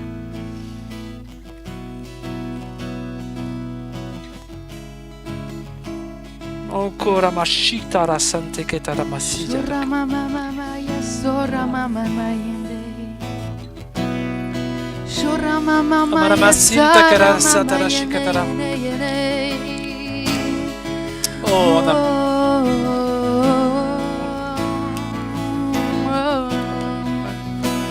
va attendre on n'a pas les coupes. Comme la mashikata la santa che ta. Oh Seigneur, merci. Amen. Ouais, Seigneur, merci pour ton sang qui a coulé sur la croix, Seigneur. Parce qu'aujourd'hui, avec ce sang, Seigneur, on est pardonné. Et donc, on a le droit de pardonner. Amen. Merci, Seigneur Jésus. Oh, ta gloire se manifeste, Seigneur. Voilà. Que nul ne se prive de la Sainte Seine. La Sainte Seine, c'est vraiment un acte d'amour que l'on prend avec Jésus.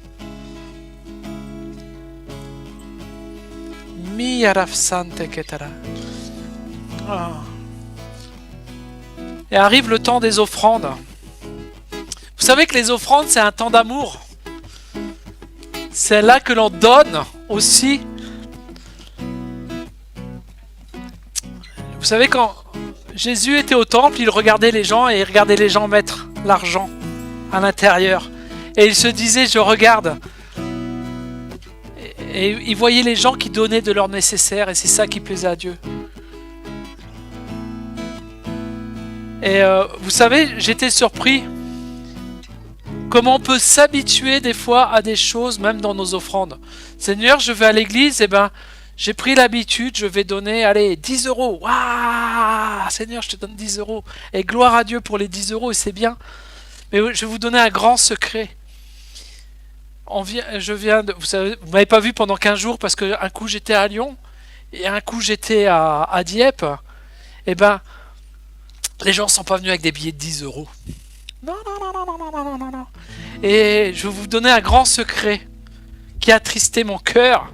Mais je me suis dit que si les gens, la semaine dernière à Toulon, avaient eu la même générosité qu'à Lyon ou à Dieppe, je ne fais pas de comparaison, mais juste avaient écouté l'Esprit parler, il n'y aurait pas de questions à se poser si on va pouvoir payer un loyer ou pas payer un loyer. Parce que vous êtes un instrument dont Dieu se sert aussi pour bénir. Et en fait, s'il y a eu le même élan d'amour la semaine dernière dans une église pleine, le loyer du mois et du mois prochain aurait été payé par rapport à ce qu'il y a eu en Normandie ou à Lyon. Alors, je vous tire pas les oreilles, hein. J'en ai pas le droit. Mais si vous aimez cette œuvre, vous êtes des participants de cette œuvre. Vous savez, de donner aux offrandes, ça permet de faire grandir l'œuvre, de développer, de dire « Hey Seigneur, j'apporte ma pierre à l'édifice, j'apporte ma bénédiction pour l'œuvre. » Sur Internet, vous avez vu, hein, vous pouvez payer aussi, là, de faire des dons, des offrandes. Il y a tout ce qu'il faut. Mais soyez des participants de cette œuvre. Soyez des participants de la moisson. Il y a des grandes bénédictions qui arrivent. Il y a des grandes bénédictions qui arrivent. Il y a des temps formidables qui sont là et qui arrivent. Et vous avez tout un chacun, comme moi, comme mon épouse, comme tous ceux qui sont là, une responsabilité, c'est de aimer cette œuvre. Et quand on aime, on soutient. Quand on aime, on soutient. Quand on aime, on est là à dire « Ouais, Seigneur, je sais pas comment te servir, mais ce dimanche, c'est pas 10 € que je vais mettre dans l'offrande. C'est plus, parce que je veux te servir. » Vous êtes là derrière Internet aussi, vous dites « Waouh, on est béni à travers Internet. » Alors, soutenez, c'est important. C'est important, voyez. Donc, écoutez l'Esprit vous parler ce matin. Changez vos habitudes des offrandes. C'est important. Toujours important. Moi, j'écoute toujours l'Esprit de Dieu me parler avant de mettre... Vous savez, j'ai pris une habitude, bonne ou mauvaise, je mets toujours un minimum. Il y a toujours un minimum qui est prévu. Et souvent, après, je le dépasse parce que Dieu me demande davantage. Et après voilà... voilà l'exemple. Hein. Donc écoutez l'Esprit de Dieu parler et ne venez pas avec vos habitudes. Mais si votre habitude est un minimum, qu'il soit au moins un minimum digne de sa gloire. Allez, avancez-vous pour les offrandes, viens avec moi.